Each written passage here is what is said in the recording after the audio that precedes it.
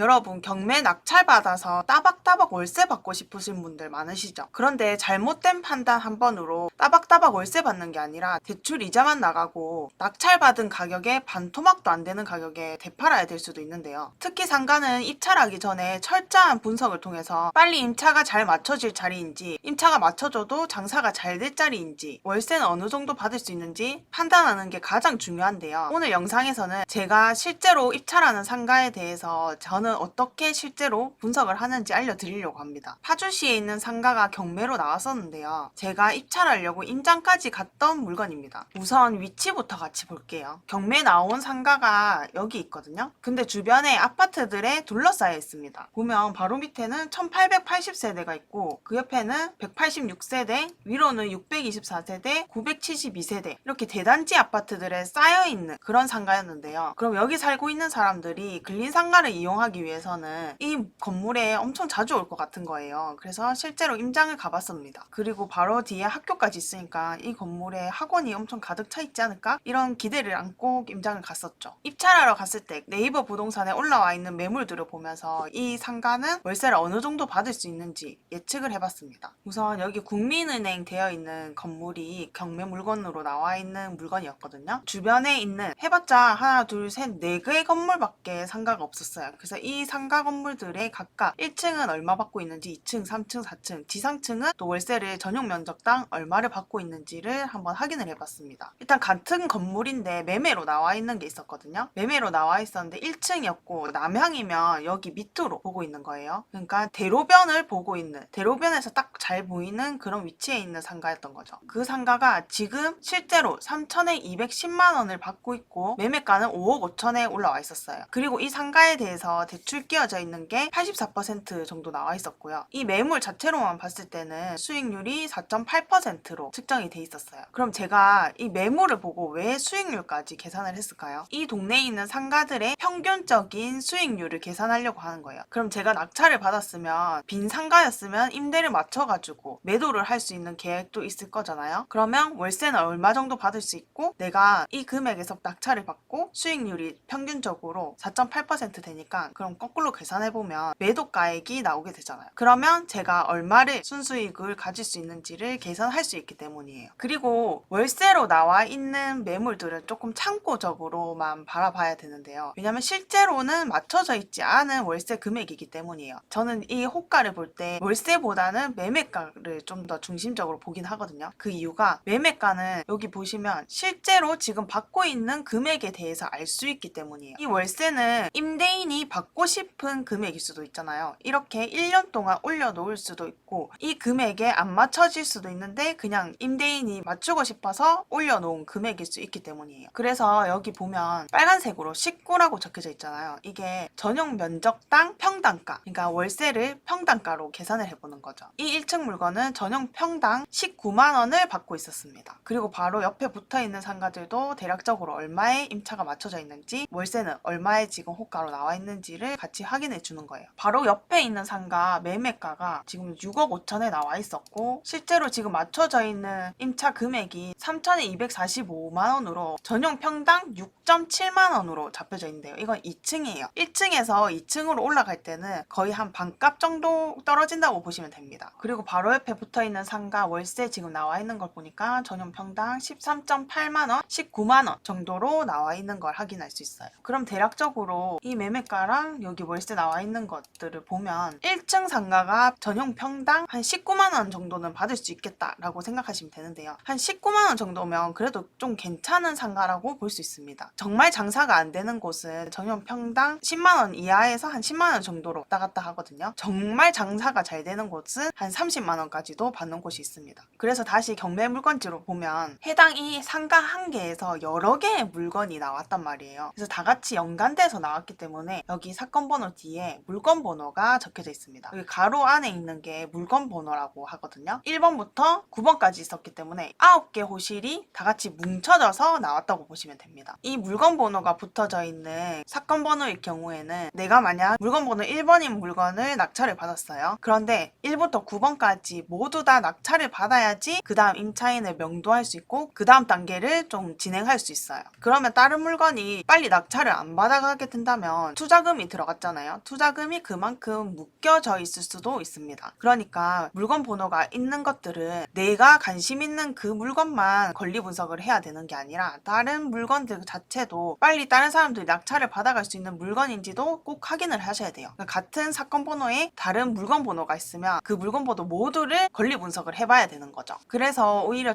초보자일수록 이 물건 번호가 붙어있는 물건은 조금 피하시는 게 좋을 것 같아요. 그래서 제가 이 물건을 조사했을 때 한 최소 2번 이상은 유찰을 해야지 입찰 들어갈 수 있겠다 생각을 했는데요. 그런데 경매 물건은 일찍 임장 갈수록 좀 유리한 면이 있거든요. 경매 물건은 여러 번 유찰될수록 다른 사람들 눈에도 띄기 때문에 관심을 가지는 사람들이 점차 많아지게 됩니다. 그러면 그런 사람들이 모두 다 임장을 가보겠죠. 똑같은 말이죠. 다 보는 게 좀 비슷비슷할 거예요. 그럼 다른 호실에서 장사하고 있는 분들에게 가서 인터뷰를 할 수도 있는 거고요. 그럼 그 사장님 입장에서는 처음에는 잘 대답을 해주다가 다른 사람들이 매일매일 찾아와서 하루에도 몇 팀씩 와가지고 똑같은 걸 물어보니까 얼마나 짜증나겠어요. 그러니까 나중에 오면 올수록 그냥 문전박대를 해버리는 거죠. 그래서 경매 물건은 내가 이거에 입찰하고 싶다 하면 내가 원하는 금액이 떨어질 때까지 임장을 가지 않는 게 아니라 그 전에 미리 가보는 거예요. 신권으로 나왔을 때 제일 먼저 임장을 가보는 게 가장 많은 정보를 얻을 수 있어요. 대신 몇 번 유찰이 되는 동안은 한 몇 개월이 지나야 되잖아요. 그래서 처음에 임장을 가서 좀 정보를 많이 얻은 다음에 실제로 제가 입찰하고 싶은 금액까지 떨어졌을 때 한 번 더 임장을 해서 그때의 현황과 똑같은지만 한 번 더 확인을 해보면 됩니다. 혹시나 그 사이에 다른 어떤 이슈가 생겼다면 그 물건은 입찰하지 말아야 할 물건이 될 수도 있기 때문이에요. 그래서 제가 이 경매 물건을 어떤 식으로 살펴봤는지를 그대로 보여드릴 거예요. 우선 물건 번호 1번부터 볼 건데요. 이 1번 물건은 1층에 위치하고 있었어요. 도면을 보면 여기 북쪽 부분에 위치해 있었는데요. 지도상으로 보면 여기 중학교를 바라보고 있는 호실이 되겠죠. 그럼 대로변에서는 보이지 않는 상가가 되는 거예요. 그럼 저희가 아까 전에 같이 봤던 네이버 부동산에 올라와 있었던 금액들이 있잖아요. 1층이 전용 평당 19만 원 정도 받을 수 있겠다라고 생각을 했는데 그거는 대로변을 보고 있는 호실의 기준이었단 말이죠. 그러니까 뒤쪽을 보고 있기 때문에 그것보다는 훨씬 덜 받을 수 있겠다라고 생각을 할 수 있는 거죠. 로드뷰로 보면 이 피자 가게가 지금 1번 물건인 거예요. 바로 앞에 마트가 있고요. 대로변에서는 좀 많이 들어와야지 보이는 거예요. 대신 학교에서는 정말 가깝게 학교 나오면서 학생들이 바로 들어갈 수 있는 위치이긴 하네요. 업종이 내가 학생들 타겟으로 좀 하겠다 하면 괜찮은 위치 아닐까? 라고 업종도 좀 고려를 해볼 수 있는 거죠. 이 1번 물건에는 대학력이 없는 임차인이 있었고요. 아까 말씀드린 것 같이 뒤편이라서 한 반값은 깎아야 되지 않냐라고 생각이 들어서 전용 평당 한 10만 원 정도로 예상을 했습니다. 그러면 전용 면적이 15.89평이기 때문에 월세는 160만 원 정도 받을 수 있지 않을까라고 생각을 했던 거죠. 그래서 저는 낙찰을 받고 나서 임차를 맞추고 바로 매도를 할 계획이었기 때문에 아까 전에 평균 수익률이 한 4.8 정도 됐다 했잖아요. 그럼 저는 한 수익률 6% 정도 더 높게 수익률이 높게 측정된 그 가격 그러면 매도가는 훨씬 더 싸져야 되잖아요. 그 매도가를 측정을 해서 나는 나중에 팔 때 한 4.9%까지는 수익률 다음 사람이 한 5%까지는 수익률을 받을 수 있게끔 그래야지 좀 더 빨리 거래가 될 거니까요. 그렇게 생각을 해서 적정 입찰가는 한 2억 중반 정도로 생각을 했습니다. 그래서 저는 이 물건이 유찰이 몇 번 됐으면 좋겠다고 생각하고 좀 기다리고 있었거든요. 그런데 바로 2차에서 5억 6천만 원에 입찰을 누가 해가셨어요. 제가 생각했던 금액보다 2배보다 더 높은 금액으로 낙찰을 받아가신 거죠. 그 다음 물건 번호 2번 물건인데요. 이 물건도 1층 물건이에요. 대신 남향을 바라보고 있는 대로변에서 정말 잘 보이는 위치에 있는 상가였는데요. 여기가 복권방으로 운영을 하고 있었거든요. 그리고 밖에서 보니까 관리사무소라고 이렇게 종이가 적혀져 있는 거예요. 저는 일찍 좀 갔다고 했잖아요. 그런데도 그 날 당일만 해도 다른 팀에서도 몇 팀이나 임장을 하고 있는 상태였어요. 저는 관리사무소라고 적혀져 있으니까 들어가서 이것저것 물어보려고 하고 있었는데 안에 이미 다른 분들이 이제 이것저것 물어보고 계시더라고요. 그래서 저도 들어가서 이렇게 같이 물어볼 수가 없는 상황이잖아요. 그래서 저는 먼저 이 상가 꼭대기층부터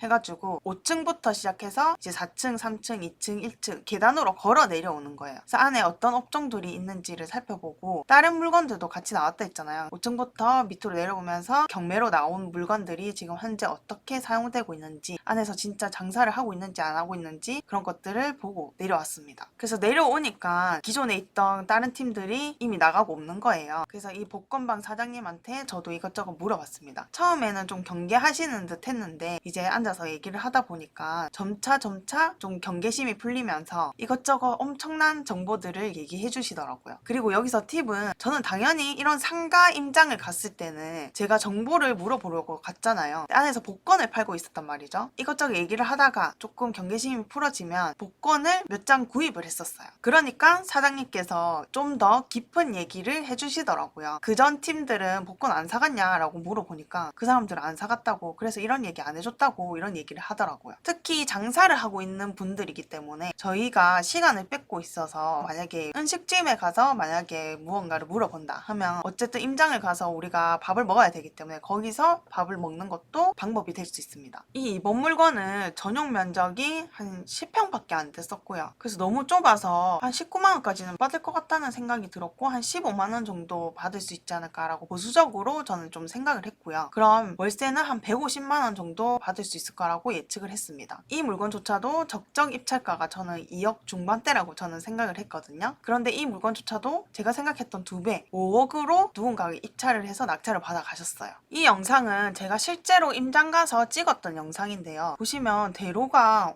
생각보다 엄청 넓은 거예요. 주변의 아파트들은 엄청 많다고 생각이 들었는데 여기가 그 대로변이고 저기 끝에 경매 나온 물건이 있었거든요. 그런데 생각보다 사람이 너무 없었습니다. 그리고 제가 아까 전에 위층부터 쭉 내려왔다고 했잖아요. 이 상가 자체가 정말 썰렁한 거예요. 안에도 정말 장사하고 있는 집을 찾아보기가 어려울 정도였어요. 제가 임장을 갔을 때는 학교에서 애들이 마치고 학원을 와야 되는 시간이었는데도 안에 학원들이 있었거든요. 근데도 다 문을 열지 않은 상태였어요. 그래서 이 물건들이 1번부터 9번까지가 지금 다 배당 종결까지도 난 물건들이거든요. 이 물건들이 지금 현재는 어떻게 되어 있는지에 대해서 한번 조사를 해봤는데요. 이 물건이 네이버 부동산에 매물로 나와 있었거든요. 임차인을 구하고 있었습니다. 보면 아까 이번 물건이 1층에 있었고 전용 면적이 35.52제곱미터였단 말이죠. 여기 네이버 부동산에 1층이고 35제곱미터인 월세가 보증금 3천에 230만 원에 나와 있었습니다. 이렇게 매물이 올라와 있는 거 보니까 아직까지 임차를 못 마쳤구나 라는 걸 알 수 있죠. 그리고 등기부 등본을 한번 떼봤거든요. 지금은 소유권 이전까지 다 완료된 상태이기 때문에 등기부 등본을 떼서 보니까 채권 최고액이 5억 1,600만 원으로 표기가 되어 있었어요. 여기서 채권 최고액이라는 거는 내가 빌린 원금을 적는 게 아니라 1금융권일 경우에는 내가 빌린 원금의 한 120%를 등기부 등본에 채권 최고액이라 해서 금액을 적어 놓거든요. 그러면 나누기 1.2를 해보면 원금을 알 수 있죠. 원금이 한 4억 3천만 원 정도였습니다. 그럼 낙찰받은 가격의 한 86%까지 대출을 받을 수 있다는 걸 알 수 있죠. 남들이 얼마의 대출을 받았는지를 등기부 등본 떼보면 바로 알 수 있는 거니까 요즘은 상가를 어느 정도 대출을 받을 수 있는지를 한번 확인해 보는 것도 공부가 될 수 있죠. 금리는 지금 한 5%로 계산을 해보면 1년 이자만 해도 2,150만 원이고요. 한 달에 한 180만 원 정도 대출 이자가 나간다고 보시면 됩니다. 그럼 지금까지 대출을 받고 나서 달달이 180만 원을 내고 있는 거죠. 그런데 아직까지 임차가 안 맞춰지고 있습니다. 그 다음 물건 번호 3번도 같이 볼 건데요. 이 상가에서 제가 임장 갔을 때 은행 말고 유일하게 장사를 하고 있었던 곳이 3번 물건이었어요. 여기 1층에 있던 복권방 사장님 이야기를 들어보니까 이 호실이 지금 월세를 400만 원이나 받고 있었단 말이죠. 그래서 주변 시세보다 훨씬 더 높은 가격에 월세를 받고 있는 거예요. 그래서 저도 좀 이상하다고 생각을 해서 물어봤는데 이 임차인이 처음 들어올 때 거의 권리금이 없이 들어왔기 때문에 대신 월세를 좀 더 시세보다 높게 받고 있는 상태라고 했습니다. 그러면 내가 이 금액만 믿고 이 금액에 맞춰서 입찰을 해가지고 낙찰을 받았는데 이 임차인이 내가 낙찰 받으니까 나가겠다고 하면 그제서야 주변 시세를 살펴보니까 이거에 반토막도 못 받는 거예요. 그러면 이런 물건은 완전 실패한 투자가 되게 되는 거죠. 내가 팔려고 해도 내가 낙찰 받았던 가격 그대로 팔려고 해도 아무도 사려고 하지 않겠죠. 이 호실은 1차에 5억 8천만 원에 제일 먼저 누군가 낙찰을 받아갔습니다.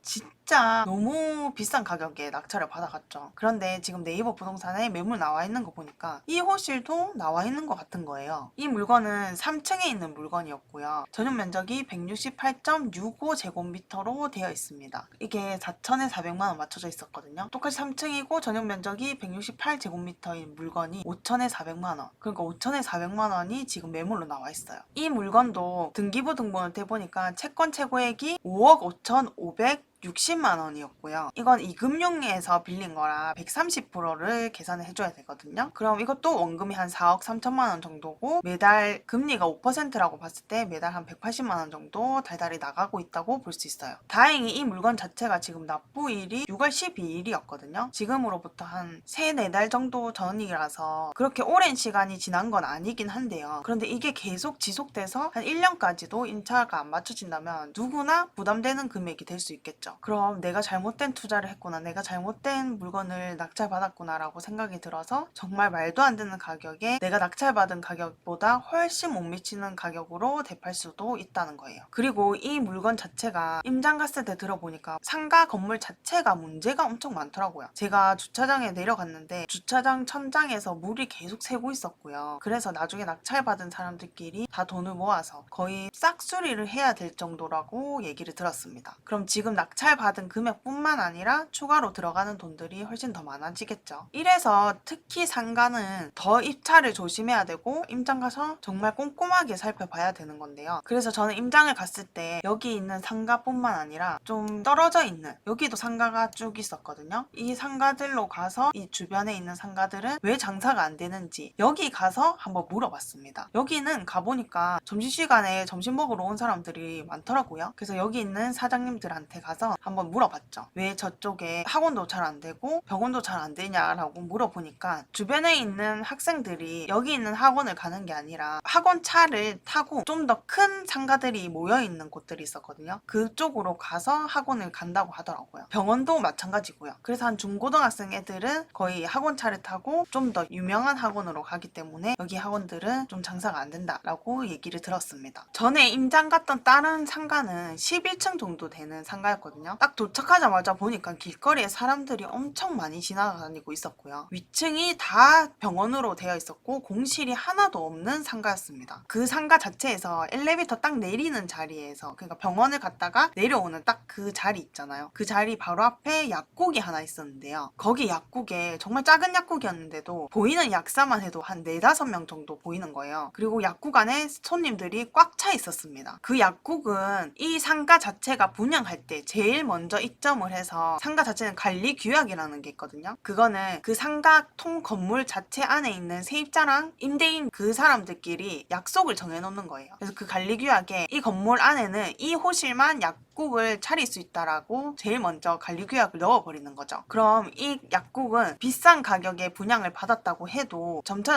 위층이 다 병원으로 가득 차게 되면 다른 약사들이 들어와서 장사를 하고 싶어도 관리 규약 자체에 이 호실만 약국으로 쓸 수 있기 때문에 완전 독점으로 장사를 할 수 있게 되는 거죠. 원래 절대 투자하면 안 되는 물건 중에서 저는 분양상가라고 얘기를 해주는데요. 그런데 만약 방금 말씀드린 것처럼 특정 업종을 생각해두고 이제 미리 선점하려고 하는 거면 분양상가 중에서 그렇게 높은 가격이 아니라면 미리 선점해서 버티는 방법도 좋다고 저는 생각을 합니다. 대신 너무 비싼 가격이면 좀 다시 생각을 해봐야 될 것 같긴 해요. 오늘 영상에서는 제가 어떤 식으로 입찰하는 상가들을 고르고 그 상가를 어떻게 임장을 하는지까지 말씀드렸는데요. 오늘 영상도 도움 되셨다면 구독과 좋아요 꼭 부탁드립니다.